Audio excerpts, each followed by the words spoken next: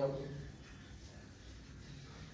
नमस्कार प्यारे बच्चों, मैं आप सबके सामने दूसरी वीडियो लेके आया हूँ अर्थशास्त्र की। तो पहले वीडियो में मैंने अर्थशास्त्र के बारे में बात की थी। मैंने बताया था कि अर्थशास्त्र एक ऐसा टॉपिक जो यूपी बोर्ड के 12th के एग्जाम में आता ही आता है, जिसे बोलते हैं demand, law of demand, elasticity of demand. मतलब मान एक ऐसा चैप्टर है फर्स्ट इकोनॉमिक्स में, बेस्ट अर्थशास्त्र में, मैक्रो इकोनॉमिक्स में, तो उससे आज तक का जितने भी आंसर है कुछ भी उठा देते वो मान से आता ही आता है। तो आज हम इसीलिए मैंने सबसे पहले अपने यूट्यूब चैनल पे मान की बात की है, क्योंकि डिमांड अगर आप पढ़ लेते हो तो फिर आपको चीजें समझ में आ जाती है, आपको आइडिया बन जाता है कि इकोनॉमिक्स में आजकल हो क्या रहा है मैक्रो इकोनॉमिक्स में। तो मैंने, अगर आपने मेरी पहली वीडियो अर्थशास्त्र नहीं देखी, डिमांड भी नहीं देखी, पहले सबसे पहले आप डिमांड की पहली वीडियो देख के आइए और फिर दूसरी वीडियो देखिए, तभी आपको समझ में आया। तो मैंने बताया था कि डिमांड है क्या।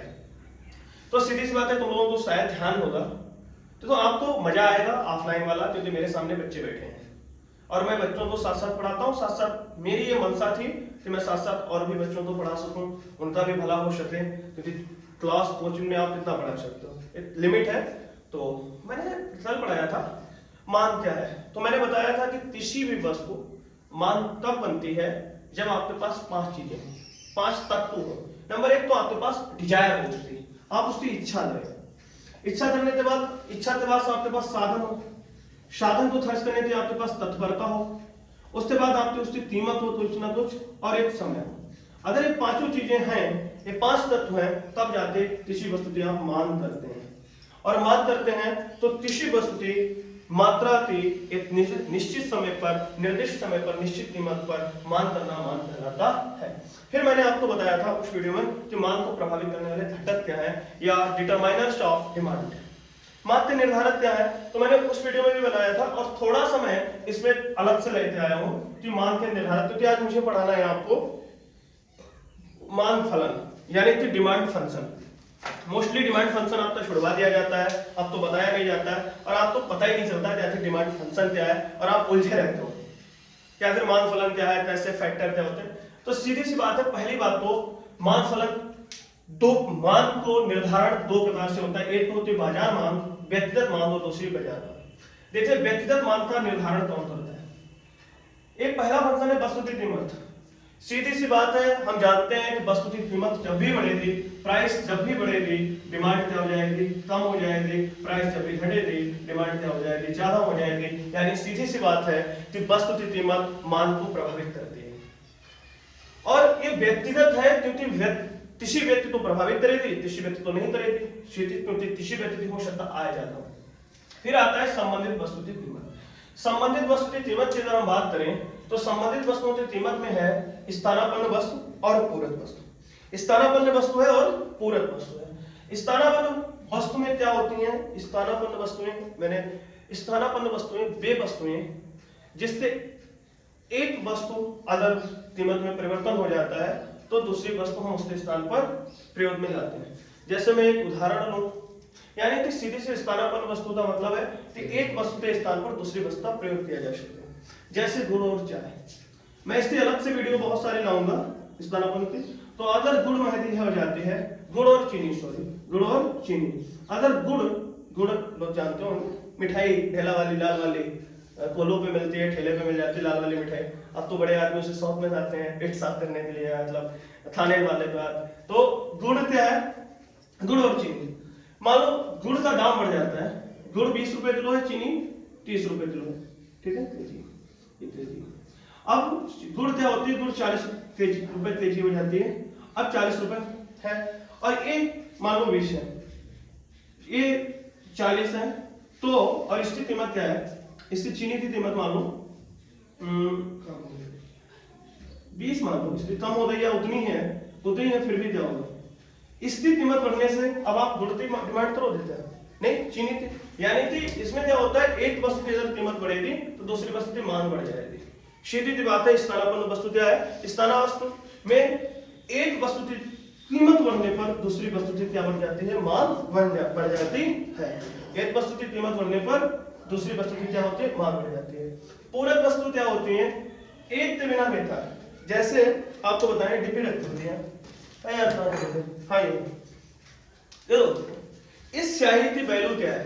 इस स्याही मार्कर थे बिना बेतार है, यानी मार्कर है तभी स्याही की वैल्यू है। स्याही और मार्कर ये दोनों पूरक वस्तु है। अब सपोज डेट आप सोचो मार्कर की कीमत बढ़ जाए, फिर हम स्याही खरीदेंगे क्या? हम स्याही पिएंगे थोड़ी ना यार, सीधी सी बात है। कोई स्याही नहीं पिएगा, तो इसका संबंध क्या है? अगर मार्कर की कीमत कम रहेगी तो मार्कर की मांग ज्यादा होगी, और जब मार्कर ज्यादा खरीदे जाएंगे तो स्याही भी ज्यादा खरीदी जाएगी, और मार्कर जब कम खरीदे जाएंगे तो स्याही भी कम खरीदी जाएगी। पूरक वस्तु जो यार साइकिल का पहिया समझ लो, एक निकल जाए दूसरे से नहीं चलेगी, यानी एक अगर मैदा हो जाएगा तो दूसरा की डिमांड अपने आप कम हो जाएगी, यानी उल्टा संबंध है। आपने किताब में पढ़ा होगा, किताब में आपको मिला होगा कार और पेट्रोल, कार महंगी हो जाए तो पेट्रोल कम, सीधी सी बात है। कारें कम होगी तो पेट्रोल कम जाएगा या डीजल कम जाएगा, है ना? कार और पेट्रोल, तो बहुत सारे उदाहरण है। इस तरह पर वस्तु और पूरक वस्तु पे मैं अलग से वीडियो लाऊंगा। अब उपभोक्ता की आय, उपभोक्ता की आय की अगर बात करें तो उपभोक्ता की आय जब बढ़ती है तो वो कौन वस्तु पे कितना ज्यादा करता है? तीन प्रकार की वस्तुएं होती हैं। नंबर एक तो अनिवार्य वस्तु, नंबर एक क्या है बोलो बेटा? अनिवार्य वस्तु। क्या है? अनिवार्य वस्तु। दूसरी क्या है? दूसरी होती है नित्रष्ट वस्तुएं। नित्रष्ट वस्तुएं किसे कहते हैं? नित्रष्ट वस्तुएं जैसे मोटा अनाज है आदि इत्यादि। और तीसरा क्या है? अनिवार्य वस्तु, नित्रष्ट वस्तु और विलासिता जो लग्जरी वाली। आपके पास कुर्सी है, आपकी आय बढ़ गई, आप सोफा ले लोगे तुरंत, पापा कुर्सी चलती है ना, तो पता होता है नहीं पापा वो सोफा लाओ तो पैसा है ना, तो विलासिता में दिन। अब होता है आय बढ़ती है तो विलासिता की वस्तुएं हम खरीदते हैं, आय कम होती है विलासिता की वस्तुएं नहीं खरीदते हैं। जब आय बहुत कम होती है, मोस्टली सामान्य व्यक्ति जो गरीब आदमी होता है वो जब उसकी आय कम होती है तो वो नित्रष्ट वस्तु जैसे मोटा अनाज, मोटे चावल, और जब उसकी आय बढ़ जाएगी तो मोटा नहीं खाएगा, तो इसका मतलब मोटे चावल थी, नित्रष्ट वस्तु थी, क्या हो जाएगी? मांग कम हो जाएगी। और अनिवार्य वस्तु में एक निश्चित दर तक बढ़ती है, उसके बाद फिर नहीं। यार इस बात बताओ, गेहूं सस्ते हो जाए तब तक तुम 3-4 रोटी से 10 रोटी खाने लगोगे भाई? कितनी साल होगा? 4-5 साल हो जाए, डिमांड कितनी बढ़ेगी? एक लिमिट तक बढ़ेगी। सीधी सी बात है, ये सारी की सारी बातें व्यक्ति से निर्भर है, और ये व्यक्तिगत मान के निर्धारक है। तो व्यक्तिगत मान के निर्धारक है वस्तु की कीमत, संबंधित वस्तुओं की कीमत, संबंधित वस्तु में स्थानापन्न वस्तु और पूरक वस्तु, ठीक है? अब उपभोक्ता दिया है। चौथा आता है रुचि। ये यार हमने कल भी उस वाली वीडियो में बताया था। और उपभोक्ता की रुचि है। अब आपकी रुचि किस वस्तु पे है? अगर आपकी रुचि है तो सीधी सी बात आप खरीदोगे।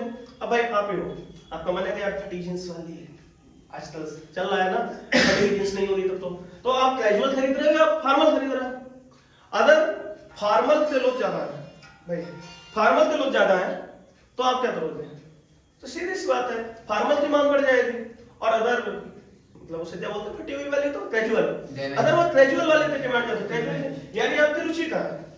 अगर भाई सपोज अपने यहाँ पर पुबाया ले लो, पुबाया में जितने लोग हैं उनकी रुचि किसी विशेष वस्तु पे है, उस विशेष वस्तु की मांग बढ़ जाएगी, नहीं बढ़ जाएगी। अच्छा बाजार की बात तो ये तो हो गया व्यक्तिगत मांग को कौन निर्धारण करता है? तो वस्तु की कीमत व्यक्तिगत मांगता निर्धारण करती है, संबंधित वस्तुओं की कीमत, स्थानापन्न वस्तु, पूरक वस्तु, इस बात हो गई। अच्छा उसके बाद क्या है? बाजार मांग निर्धारण। इसको देख लो, अगर इसका फोन आए तो बता देना, ठीक है जी। अच्छा बाजार मांग निर्धारक क्या है? तो बाजार मांग में क्या है भाई? ऋतु में परिवर्तन आ जाए। अभी सर्दी का मौसम आने वाला है, किसकी मांग बढ़ेगी? हाफ शर्ट की नहीं, स्वेटर बनेंगे, हाफ स्वेटर आएंगे, सदरी आएंगी, जैकेट्स आएंगी, कोट आएंगे ना। तो सीधी सी बात है यार, गर्म कपड़ों की डिमांड्स बढ़ जाएगी, मांग को प्रभावित करवानी। अप्रैल के बाद क्या स्वेटर बिकेगा? हाफ शर्ट्स आएंगी, पर्स आएंगे, वो बनियान आएंगे, है ना। तो ऋतु में परिवर्तन होते ही वस्तुओं की मांग में भी परिवर्तन हो जाता है ना। इस समय आप आवश्यकता बादाम खाओ, गर्मी में खाओगे? नहीं खाओगे, है नहीं। मतलब सिंपल सी बात है यार, आप ऋतु के हिसाब से वस्तुओं की मांग निर्धारित होती है, तो ये बाजार में आप ऋतुओं का फिर बता दो, काटना नहीं, बता दो उसे, जिसका फोन आ रहा है उसे बता दो क्या दिक्कत है। अब है ऋतु में परिवर्तन, तो ऋतु में परिवर्तन। अब ऋतु में परिवर्तन के बाद क्या है? जनसंख्या में परिवर्तन।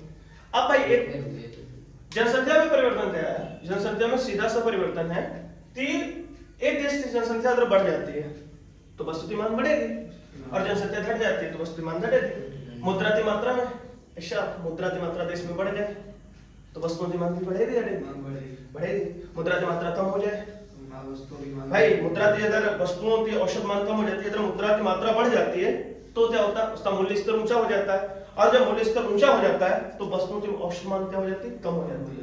मुद्रा की मात्रा बढ़ेगी, मुद्रा की मात्रा बढ़ेगी, मुद्रा का मूल्य स्तर क्या होगा, मूल्य स्तर क्या होगा, मुद्रा की मात्रा बढ़ने से मुद्रा यदि मुद्रा की मात्रा बढ़ती है तब मूल्य स्तर क्या हो जाता है, उसका ऊंचा, और मूल्य स्तर ऊंचा होते ही मान क्या हो जाती है, औसत मान कम हो जाती है, औसत मान क्या हो जाती है। आपसे प्रश्न भी पूछा जा सकता है कि मुद्रा की मात्रा में परिवर्तन, मुद्रा की मात्रा ज्यादा बढ़ेगी, मुद्रा की मात्रा क्या होती है, बढ़ती है, तो मूल्य स्तर क्या होगा, ऊंचा, और मूल्य स्तर ऊंचा होने से औसत मान क्या हो जाएगी, बढ़ जाएगा, कम हो जाएगा, कम गलती नहीं करनी यार ना। अब मुद्रा की मात्रा अगर घटती है, मुद्रा की मात्रा क्या होती है, मुद्रा मात्रा घटती है, उल्टा कर दो, क्या है, मूल्य स्तर नीचा हो जाएगा, मूल्य स्तर क्या हो जाएगा, नीचा, और मूल्य स्तर नीचा होते ही हमें पता है मूल्य नीचा हुआ, मान क्या बढ़ जाएगा, औसत मान तुरंत बढ़ जाएगी, यही तो पढ़ना है, औसत मान क्या हो जाएगी, बढ़ जाएगी, है ना। क्लियर हुआ। तो मान तो बाजार मान पे निर्धारित है, ऋतु में परिवर्तन, जनसंख्या में परिवर्तन, मुद्रा की मात्रा में परिवर्तन। अब हम आते हैं जिसकी हमने बात की है कि फलन क्या है, मान फलन क्या है, हटाओ भाई, चलो मान फलन उतार लेना साथ साथ आप लोग, ठीक है, क्योंकि हमारी एक बहुत खराब आदत है जो मिटाओ जल्दी देते हैं, तो आप लोग भी वीडियो वाले भी ध्यान रखना, ठीक है, आप लोगों को तो मिल जाएगा, फोटो मिल जाएंगे, आप लोग अपना कर लीजिएगा। चलो अच्छा, फिर आते हैं कि मान से फलन क्या है। तो भाई मान फलन क्या है, पहली बात तो मान फलन को किसे कहते हैं, समस्या ये राष्ट्र अपना नाम वाला है। मान फलन क्या है, मान फलन नाम सुना है, नहीं सुना है तो आज सुनो, जिन्होंने नहीं सुना। मान फलन को अंग्रेजी में देते हैं डिमांड फंक्शन, क्या कहते हैं, डिमांड। अंग्रेजी भी भैया ध्यान रखना, क्योंकि कभी कभी अंग्रेजी काम में आती है बातें, डिमांड फंक्शन। अब डिमांड फंक्शन क्या होता है कि वस्तु की मांग और उसे प्रभावित करने वाले घटकों के बीच जो फलनात्मक संबंध होता है उसे मांग फलन कहते हैं। वस्तु को प्रभावित करने वाले घटक और वस्तु की मांग, इसके बीच जो संबंध होता है, कैसा संबंध, फलनात्मक संबंध होता है, उसको क्या कहते हैं, उसको मान फलन कहते हैं। याद होते मान फलन क्या, वस्तु की मांग और उसको प्रभावित या निर्धारण करने वाले जो घटक है उनके बीच का जो फलनात्मक संबंध है उसको क्या कहते हैं, मान फलन कहते हैं। तो लिख लो, वस्तु की मांग और उसको प्रभावित करने वाले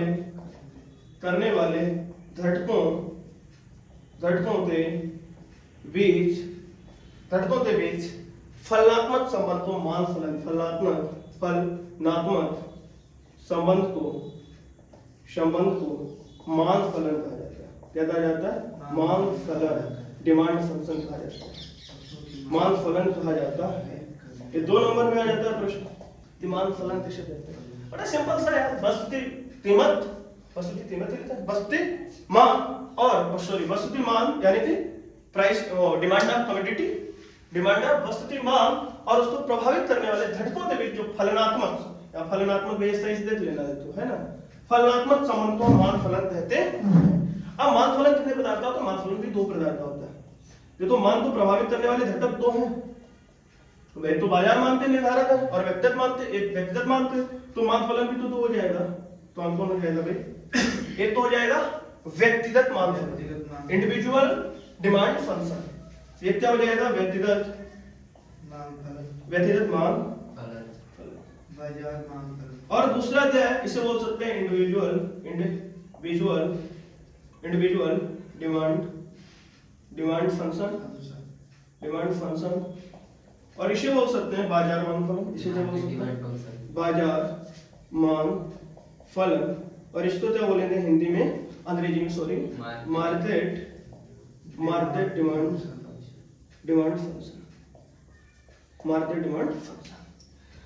अब व्यक्तिगत मान फलन क्या है और बाजार मान फलन क्या है। अब व्यक्तिगत मान फलन के बारे में बात कर लें। व्यक्तिगत मान फलन बाजार में किसी एक उपभोक्ता, एक, पहला व्यक्तिगत में, इंडिविजुअल में एक, पकड़ लो बात को, व्यक्तिगत मांग फलन बाजार में किसी एक उपभोक्ता की वस्तु के लिए मांग तथा उसके निश्चित उसके विभिन्न निर्धारक तत्वों के संबंध को प्रकट करता है।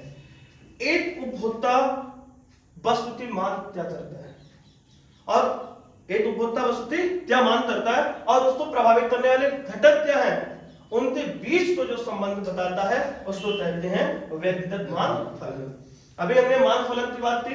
व्यक्तिगत मांग फलन कुछ नहीं, सिंपल परिभाषा हो जाएगी कि एक व्यक्ति या एक उपभोक्ता वस्तु की मांग और उसको प्रभावित करने वाले घटकों के बीच फलनात्मक संबंध जो व्यक्त करता है उसको व्यक्तिगत मांग फलन कहते हैं। और जब बाजार मांग वस्तु की मांग और उसको प्रभावित करने वाले घटकों के बीच संबंध बताएंगे तो क्या हो जाएगा, बाजार मांग फलन। हम यहीं पे लिख लेते हैं व्यक्तिगत मांग फलन क्या है और बाजार मांग फलन क्या है। अन्य बातें इस तरह से वस्तु की कीमत और उसकी मांग के बीच फलनात्मक संबंध को ही कीमत मांग कहा जाता है। अब सवाल होता है कीमत मांग किसे कहते हैं, प्राइस डिमांड। तो प्राइस डिमांड क्या है कि अन्य बातों से स्थिर रहने, और वो अन्य बातें क्या है, उपभोक्ता की आय में परिवर्तन या कुछ भी, ठीक है, तो वो कीमत मांग की बात करेंगे।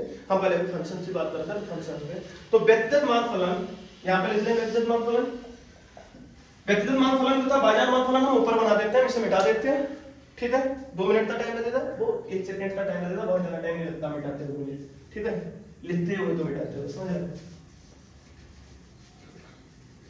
तो आप तो इतना अच्छा लगे तो जो परंपरा पड़ी हुई है यूट्यूबर्स की उसका मैं निर्वहन करते हुए, जो यूट्यूबर्स आम यूट्यूबर्स सब बोलते हैं कि आप लोग हमारे चैनल को सब्सक्राइब करें, आप लोग हमारे चैनल को लाइक करें, लाइक का बटन जो साइड में अंगूठा टाइप का दिया गया होगा वो दबाएं, है ना।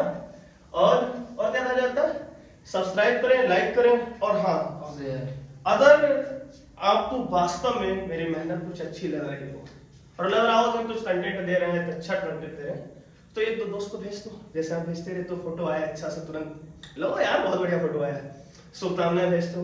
तो अगर पढ़ाई काफी है, जीवन में बात हमेशा ध्यान रखना, अगर आपको कुछ बड़ा करना है, दुनिया का सबसे बड़ा सहयोग है वो सहयोग है। तो आप जितना इतना ज्यादा सहयोग करेंगे उतना ज्यादा करेंगे। तो हम यहीं पे इस वीडियो तो ज्यादा लंबा हो जाएगा, बंद करते हुए एक तीसरी वीडियो जो आएगी तो उसमें हम आपको व्यक्तिगत मांग फलन और मांग फलन में संबंध है उसके बारे में बताएंगे। तो इतना काम आप कर दीजिए।